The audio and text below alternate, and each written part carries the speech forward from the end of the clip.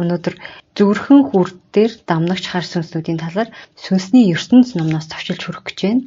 За энэ сүнснүүд нь бол бусдаасаа ялгаатай нь болохоор дандаа хүний нөгөө ааш зан сэтгэл зүрхтэй холбоотой тийм үйлдэлүүдийг хийлэгдэг. Сэтгэл санаанд нөлөөлөх чадвартай юм байдгийн байна. Тэрний дотор төлөөлөл нь болгоод энэ дээр бол хоёр төрлийнхийг голчилж тайлбарласан байна. Ерөнхий шинж чанар нь бол ийм байна гэж байна. Сэтгэл хөдлөлийн буюу сэтгэлийг эзэмдэн булаагч хайртай хүнийхэн дүрд хувирдаг. Эсвэл хүний сэтгэл зүг маш хүчтэй, нэг бол өдөөдөг, нэг бол доошоо унагадаг. Сайн ч юм уу ч юмыг хүн өөрөө л татдаг гэж байна. За тэгэхээр ямар хүмүүс ийм зүрхэн хүр дээрээ хар сүнсүүдийг татах боломжтой вэ гэхээр хүний сэтгэл хөдлөл зохист хэмжээнээс хитийдэх эсвэл гудаах үед эдгээр сүнсүүд бол наалдах боломжтой гэж байна. За энгийндээ бид нар бол гонигжилж байдаг те бараг кино үзэл бид нар чинь уйлжил байдаг. Эсвэл ингээм амьдралын процесс дундаа бид нар уурлах тохиолдол байдаг тийм үү? Гомдох сэтгэл зүй бол бүгдээрэнд нь байгаа. Гэхдээ тэр нь хит их нэг тийшээгээ хэлбэх үед гэж байна. Тэгэхээр яах нь сэтгэл зүгээ маш юм доктортой авч явах юм бол заавал энэ хар сүнсүүдийг бидээ наагаад авах ямар ч шаардлагагүй болж таарж байна.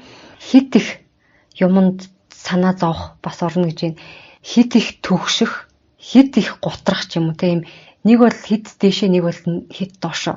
Дээшээд нь жишээ нь маш их баярч хөөрөөд эсвэл маш их өнгөрж сагсуурах ч юм уу те гих мэтчлэн юм хитрүүлсэн сэтгэл хөдлөлүүд их үүсгээд байх юм бол ийм зүрхэн хүр дээрх хар сүнсүүдийг өөрлөгөө татна, урин дуудана л гэсэн үг юм байна.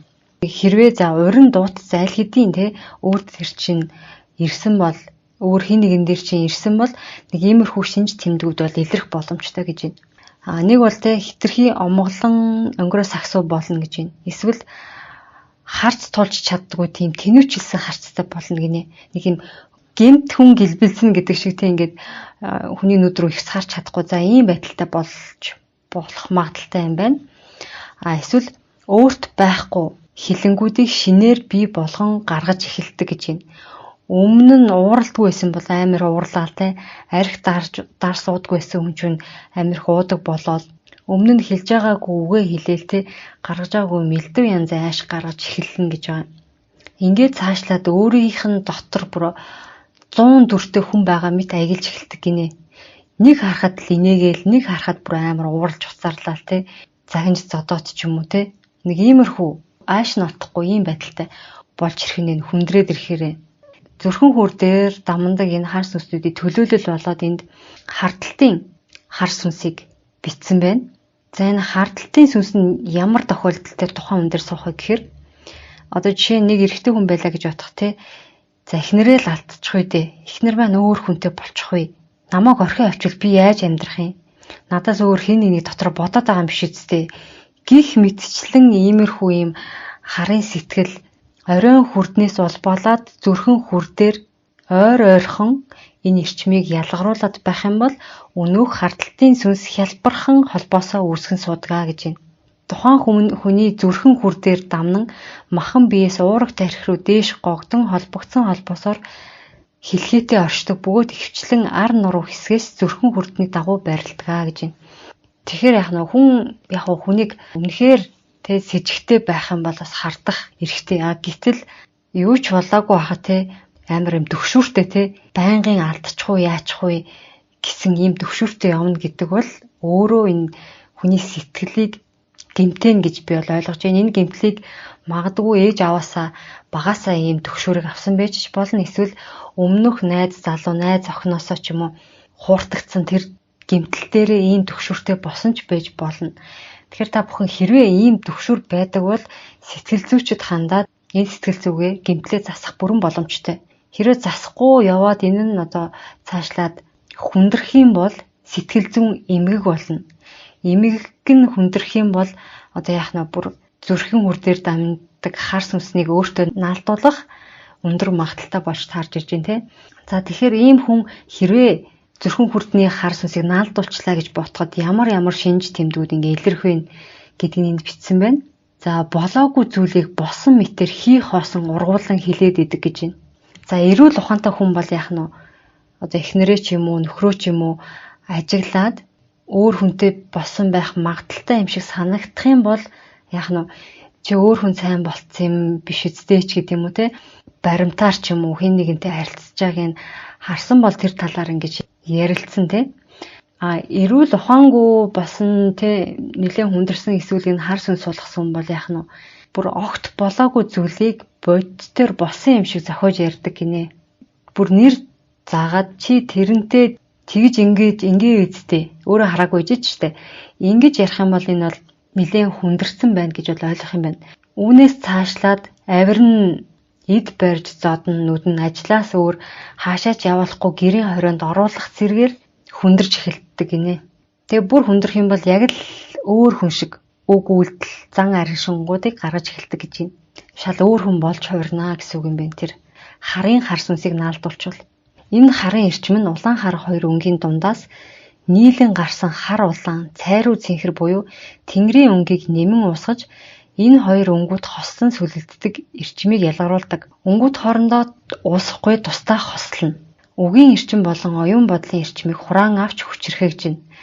Харын сэтгэлийн эрчмийн улбаан дээр орон зайн тогтдог. Хэрхэн эрчмийн холбоосыг салгах вэ? Яаж махан биеэс нь зайлуулах вэ гэвэл энэ сэтгэл хөдлөлийн хар мөн сүнсүүтэй их бага хэмжээгээр хилцэн тохирдог. Чи энэ биес гарвал би чамд өөр оршин тогтнох орон зай бий болгоод өгье. Амь зуулга дор оршдог учир итгэмтгий хууртамтгай сүнсүүд байдгаа гэж юм. Ихэнх нь уг нь арга зайлтай байгаад байдаг шүү дээ. Харын талын сүнс. Тэгсэн чинь итгэмтгий хууртамтгай гэдэг нь асаа онцлог юм байна. Тэгэхээр худлаа хуурж агаад тухайн хүний биес бол гарах нь байна. Энэ мэдээж зүн бэлгтэй те тухайн эрчмийн мэдээллийг унших, тэрийг харах, харьцах боломжтой хүмүүсийг хийх боломжтой үйл байна. Тэгээ ингээ хуурж гаргаж ирэнгүүтээ доод ертөнцийн ирлэг тамийн өвгдөд тушааж болно. Ингэж дөнгөхгүй үрс байх аваас түүнийг нь ногоон өнгийн эрчмийг орон зайн хэмжээстүүдээс татан авчирч нэргэх хэрэгтэй. Бүрэн нэрэгдэж устгасан эсхийг усан цай руу ягаан өнгийн эрчим ялгарч байгаагаар нь мэдэх боломжтой гэж байна. За эдгээр чинь бас их зайлтай те устгагдсан юм шиг царайлж хагаад устгагдаагүй өөр хүн рүү ингээд өөр одоо орон зай руу шилжих боломжтой байдаг гэж яриад байгаа те. За ийм маягаар бол устгаж болдог байх нэ. За энэ харын сүнс хүний биеэс өөрөө гардаггүй гэж байна. Харталтын сүнс дотроо хүүстэй байдаг тул өөрөөсөө үрждэг. Мөн үр удамд дамнаж болдгоо гэж байна. Удам дамнахдаа 7 биеийн аль нэгээр нь дамнаа гэж байна. Аль бие дээр байж болох вэ гэж асуусан чинь ухамсар бие дээр байвал хурдан хугацаанд засах боломжтой. Харин сэхэрэл бие дээр дамнасан байвал бага хэмээр удаан хугацаанд засагдана гинэ. Ухамсар бие, сэхэрэл бие гэдэг маань одоо бидний үндсэн 3 бие болох махан бие, сүнсэн бие, сэтгэл бие гэж байгаа те. Тэгэхээр сэтгэл бие цаашаага задардаг юм байна. Ухамсар, сэхэрэл, гэгэрэл гэх мэтчлэн. Тэгэхээр сэтгэл биеийн ухамсар бие дээр нь бол байх юм бол амархан засагдана. Сэхэрэл дээр бол нэлээд удаан хугацаанд айжмаар засах боломжтой гэж байна. Тэгэхээр миний ойлгож байгаагаар бол хүмүүсийн нөгөө сэтгэл зүйн байр байдал бас удамших хандлагатай байдаг. Одоо жирэмсэн их жишээ нь хүүхдэд тех хугацаанд ямар сэтгэл зүйтэй байсан тэр нь хүүхдэд өвлөгдөх шинжтэй байдаг. Энийг бол манай эхчүүд бол маш сайн мэднэ. Тэгэхээр яах нь тэр хүүхдийг үүсгэж байгаа аавынхан ч ухамсартай айш зангийн байр байдал нь хүүхдэд нь шилжин, ээжийнхэн ч гэсэн байр байдал нь шилжин. Тэгэхээр яг энэ зүйлийг одоо ухамсар бие, сэхэрэл бие гэж ингэж сэтгэл зүйдэр байх тэр шинж тэмдгээр нь онцлогоор нь тэгж хувааж ийн гэж би бол ойлгосон. Тэгэхээр харын сэтгэл болон харын харталтыг үүсгэж сүнсүүд хүмүүний сэхэрэл биеэр удамшиж болно гэж ойлгох хэрэгтэй гэж шүү. Тэгэхээр ийм зүйл байгаа бол одоо хүүхдтэй болохоос өмнө одоо өөрийгөө засч авах нь тийм үү. Тэгж бас удамшуулахгүй байх боломжтой байх нэ.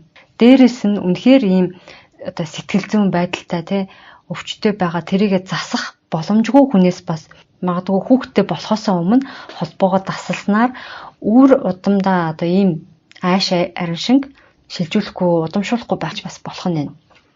За дараагийн зүрхэн үр дээр дамнагчийн гол төлөөлөл бологч сүнс нь бол өөрийнхөө ам болон махан биеийг ямар нэгэн байдлаар зүсэх, сийчих, бэртэх, эмзэглүүлэх хэмт хүргэдэг хар сүнсүүд орно гэж байна.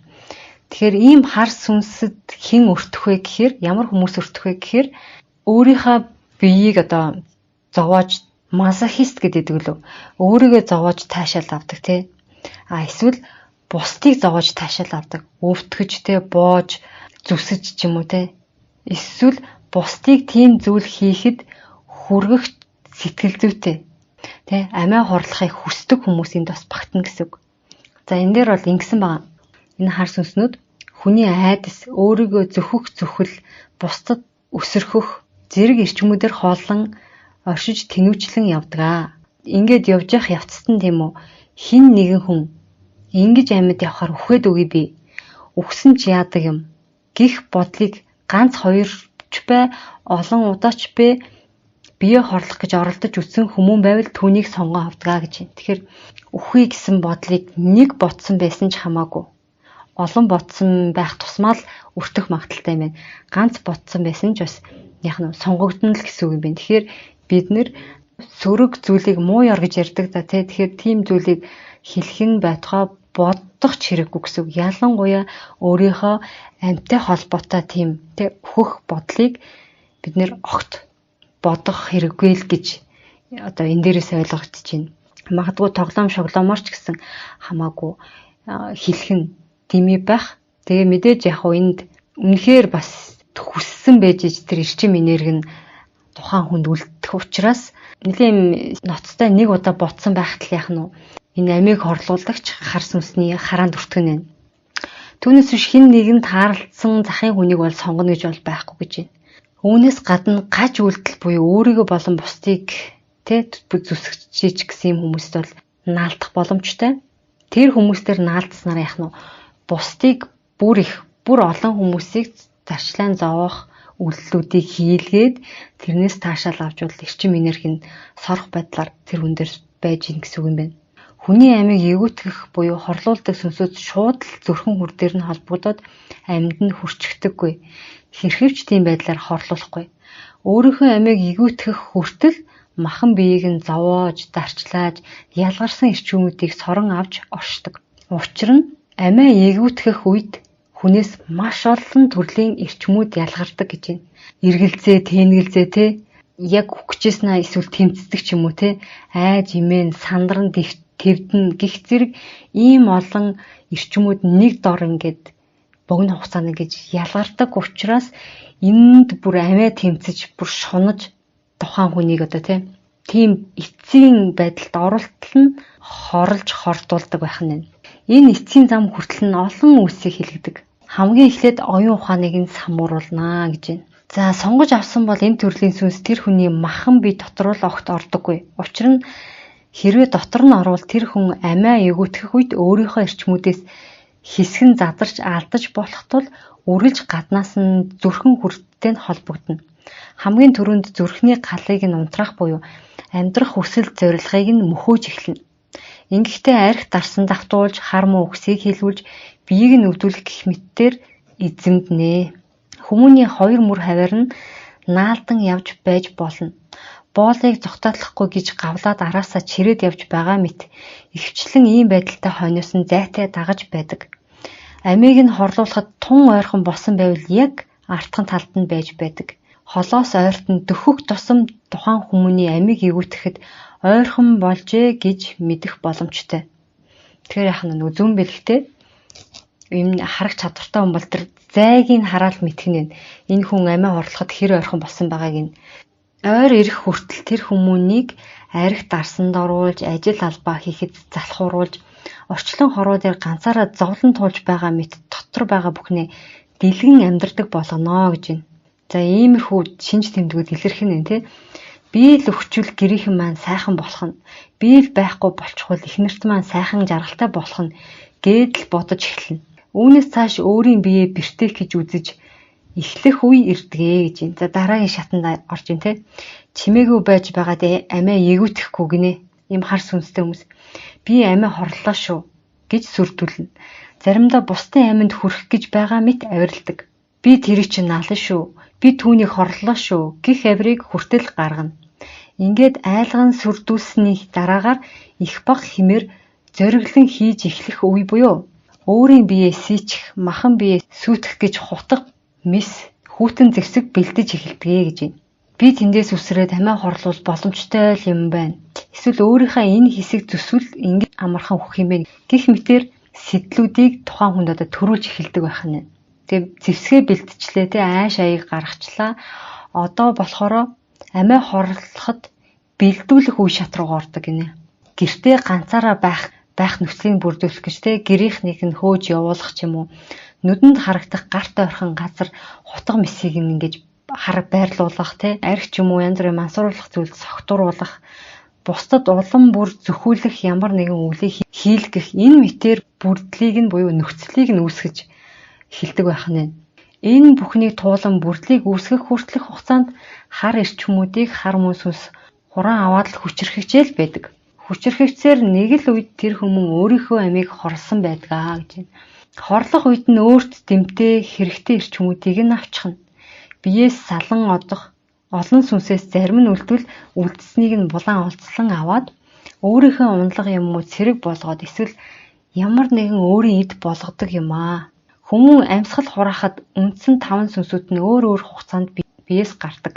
Үхсний дараа махан биеэс гараад өөрийнхөө биеийг харах үед булан олзолдог. Жам ёсороо бол ямар ч ус үндэсний эцэг өгöd эмгэд буурлууд нь өөрийнхөө удмын үрсийн сүнсийг авах гэж ирдэг юм аа. Тэгж ирэхээс нь өмнө урдж хар сүнс шүүрэн булаадаг аа гэж байна. Хэрвээ олцлогдвол өвд нь буцаагаад салган авч дийлдэг гэсэн чинь түүнийг эрлэгийн өвгдөд айлдан нүгэл буйныг нь дэнслээд тэр дэнсийг давж чадвал авч дөнгөн. Давж чадахгүй бол үлдээн. Харын сүнсүүд ч авч чадахгүй өөрийнх нь эцэг өгч авч чаддгүй. Завсрын ертөнцид орхигдсон гээгдэх саарал сүнснүүдийг нэмдэж нэгдэж болно гэж байна. Тэгэхээр яг өвлийн үрээрээ угаасаа хар сүнсэнд эзлэгдээд явсан бол тэр чигээрээ тэгээд явчих юм байна. Буян нүглийн дэнсийг нь хийгээд ингэж авч явах ёсгүй байсан бол яах нь өвгдөд нь үлдээж болох нь аа эсвэл өвгдөд нь ч өхгүй хар сүнсэн ч өхгүй завсрын ертөнцид ч үлдээх боломжтой. Энэ бол тухайн хүний өвлийн үрээс хамааралтай гэсэн үг юм байна. Амийг хорлуулагч хар сүнсүүд тогтсон тийм гих дүр байхгүй гинэ. Хөвсөн дүртэй, хар мэлмитэй, хүссэн үедээ гар нь гарч ирнэ. Хүсээгүй бол гар нь нуугдаатай байна. Хар эрчим гэхэд хэцүү, сүнс гэхэд хэцүү тийм дүртэй бий гэж байна. Дараагийн дугаар ярилцлагын дугаар байх болно. Өөрсний энэ даалт ертөнцтэй холбогдсон тэр дуршлагуудаас бидэнтэй хуваалцах сонирхолтой юм 2 бүсгүйн яриаг нэг дор багцлаад ингээд нэг дугаар болох гэж байгаа. Нэг бүсгүй нь болохоор хид удаа юм сүнс гэх юм уу юм хий битийг тэр бүсгүй яриагаар бол юм хөвсөн байдалтай хэвтээгээрээ харагдсан гэж байхгүй. Тэгээ нүд нь харагдахгүй байсан гэд. Тэгэхээр яг энэтэй ижилхэн юм санагдаа явчлаа юм. Одоо бидний кинон дээр үзээд идэг дүрслэл дандаа босоо байдаг шүү дээ. Хүн шиг тийм байдаг бол юм хэвтээгээрээ хөвсөн байдалтай байсан гэж байгаа юм. Орон доогуурна гэд. За хэр удаж байж хүний амийг дастуулах вэ гэж асуусан чинь эдгээр хар сүнсүүд хүмүүнийг хамгийн хурднаар өвөтгсөн нь 3 сарын дотор байдгаа гэж байна. Хамгийн урт хугацаанд гэвэл 25 жил болж болдог гэж байна. Хар сүнс хэр хүчрхэгдсэн байна вэ гэдгээс хугацаанд хамаарна. Хүмүүнтэй хэр удаан хугацаанд холбогдсон байх нь хамаагүй харин холбоосыг эхэлж дасдах хэрэгтэй гэж байна. Холбоосыг нь дасалсан бол зүгтаалгаж болохгүй. Шууд барьж авах хэрэгтэй. Холбоос нь саллал бол тун хурдан алга болдог юм шүү гэж байна. Хар сүнсийг барьж байх хоорондоо тун хурдан тэр хүмүүнийг засахгүй бол холбоос нь тасарсан байгаа үед тухайн хар сүнснээс тэр хүний биед тасран үлдсэн хар муу эрчмийн тоосонцроор тухайн хүний зүрхийг шууд зогсоох боломжтой байдаг учраас маш шуурхай ажиллан аврах хэрэгтэй гинэ. Бас ийм онцлогтой юм байна. Барьж авсан тэр хүний өхөлд хүрэгдэг те хар сүнсийг яаж устгах талаар энд бол бас битсэн байна. Тэрийг зүн бэлгтэй хүмүүст бол үлдээчээ. За сүүлийн үед интернет сүлжээгээр хүүхдүүдтэй залуучуудтай холбогдож ийм зааварчилгаа өгж амийг хорлуулсан юм тохиолдлууд ялангуяа Оросд бол нэлээд гарсан юм билээ. Мөн интернетээр дамжуулаад те охтуудыг өөрснийхөө одоо хүссэн зүйлээ хийлгээ те тэр захиалгыг бас интернетийн шүлжээнд байгаа хүмүүс ингэж өгдөг мөнгө төлж захиалга өгж ингээд те одоо инг гэж тийм юм зүйлүүд нэлээд гардаг болсон. За энэ явдлуудын зүрхэн үр дээр дамнагч хар сүнстэй холбоотой юу гэж асуусан байна. Үүслийг нь бий болгосон хүмүүс тэр хар сүнсүүтэй холбогдчихсан байдаг. Тэдгээрийн үг хэл ятгалгаар үйлдэх үйлдэл олон янз болж хар сүнснүүдийн хорлох арга нь хүртэл нарийсж байна. Байгаль дээр зарим амьтад амиа хорлдог нь ямар учиртай юм бол гэж асуусан чинь тэр бол байгальд оршин тогтноход цохист хэмнэн үл бүрлдэх үед гарч болдог. Хүчтэй байсан амьтад хүчгүй болох эсвэл хоол өвс тэжээл нь байхгүй болбол мөхөх нь тодорхой биздээ гэж байна. Амийг нь өгөөтгсөн бол тэр сүнс дахин өөр хин нэг хайгаад явж явах уу гэсэн чинь тэгнэ. Бах таваа хангахын тулд дараагийн хүмүүнийг хайна. Тэр хэрээрээ хүччээд л байх уу гэсэн чинь тийм ээ. Зарим нэг барилга гүүр эсвэл шонгоос байнга л хүмүүн өсөрж амиа хорлоод байдаг. Тэр орон зайг энэ хар сүнс эзэгнээд байна уу? Тэнд орон зай нь байна уу? Эсвэл тийшээ эд нар нь хөтлөөд аваачаад байна уу гэсэн чинь аль нь л байна. Өөрийнхөө олдсон хүмүүсийг өөрийн таатай орон зайд аваачин хорлуулдаг нь ч байна. Тэнд өөрөө суугаад бусад дагуулуудаа зүрхэн хүртэйг холбочдог хар сүнс нь ч байна. Нэг өдөр нэг газар маш олон хүмүүс хоорондоо ярилцаж байгаад амиа эгөөтгсөн тохиолдлууд байдаг. Тэрний цаана ийм хүчрхэгдсэн хар сүнс байгаа болов гэсэн чинь заавал хүр дээр дамдаггүй ч амийг нь хорлуулдаг хар сүнсний төрлүүд зөндөө байгаа шүү гинэ. Зөвхөн зүрхэн хүр дээр дамдаг сүнсэл ингэж хүнийг хорлуулдаг гэж бас ойлгож болохгүй юм байна. Ийм төрлийн сүнсэл янз янзаараа бас байгаа л гэж байна. Тэгтээ дуудаж өөр дээрээ наах нь нөгөө тухайн хүний л асуудал. Өөрөө өхийг хүсэж байвал тэгэл яах нь вэ? Өхүүлчихээр юм хар сүнсүүд хүрээд л ирэх нь. Хүний алтан сайхан амийг алдуусныхаа дараа хар сүнсүүд амийг нь заавал авч байж салах уу? Тэглээгээд ямар нэгэн шагнал урамшуулалт тэд автгийн болов гэсэн чинь хөрдүүдээр дамж буй хар сүнсүүд бол оршиж буух хэмжээс дотроо өөрсдийн эрх мэдэл цар хүрээгээ нэмэгдүүлэх гэж л өвлсөд өргөдгөө гэж байна. Түүнээс ч нөгөө цагаан сүнс буюу онгод тэг хүний сүнс шиг хэмжээст ахих гэж одоо тэмүүлдэггүй гэсэн үг юм байна. Тухайн хэмжээс дотроо л ингээл орон зайгаа илүү томруулаад те илүү олон хүн дээр очиж илүү хүчрхэгжихийг л хичээдэг. Илүү том орон зайг эзэгнээл те олон цэргүүд унлгуутай болоод байж хахыг бол эрхэмлдэг байх нэ. За зүрхэн хүртнийхийг бол ингээд агуулганд дуусч байна. Дараагийн дугаар дээр болохоор наран сүлжээ болоод үрчхэн хүрт хоёрыг бол нэг дор ярьчих. Харцсангуу бага юм байна. За тэгээ манай сайхан комент бичээрэй. Ямар юу бодогдож байна? Сэтгэлдээ хуваалцаарай. Тэгээд хандив явуулж байгаа бас хүмүүстэй талархъя. За тэгээд дараагийн дугаар хүртэл түр баяртай.